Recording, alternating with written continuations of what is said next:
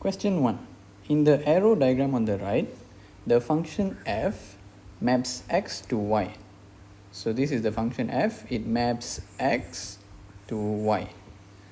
And the function g maps y to z. So function g maps y to z. Determine f2. Okay. So this is the object 2. After passing through the function f, they said it leads to 5. So f2 is 5. B, g5.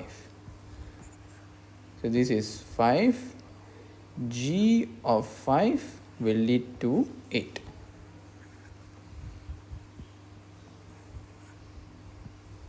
Next, gf2.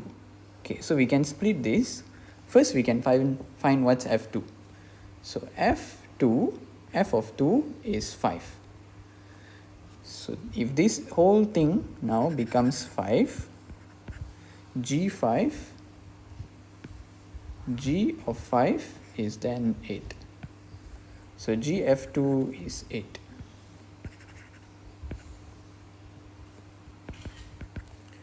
And then D, f inverse 5. So f goes from left to right, f inverse will go from right to left. So the f inverse of 5 will lead to 2. E, g inverse of 8. So g is going from here to here, g inverse will go the opposite way. So g inverse of 8 inverse will lead to 5. Next, f inverse g inverse 8. Okay, so we know what is, okay, let's erase this first. We know what is g inverse 8. We found it here lah. So g inverse 8 is 5. G inverse of 8 leads to 5. So this whole thing is now 5. So we need to find f inverse 5. So f inverse of 5 will lead to 2. So f inverse g inverse 8 will be 2. Okay, even though, okay, this is the common misconception, most of the time students will connect x z as the function of f gx. No, this is wrong. Okay, the function that connects x to z is actually gfx.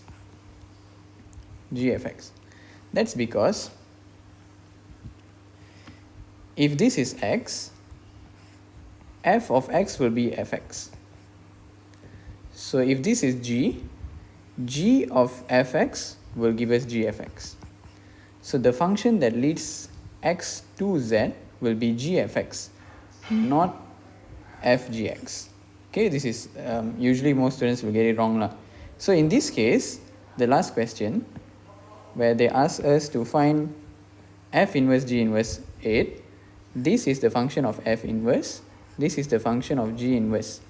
So so here to here is f inverse g inverse 8. You must always write the later function first, then only this one. Okay, so the function that leads 8 to 2 is f inverse g inverse 8. That's why we got 2 here.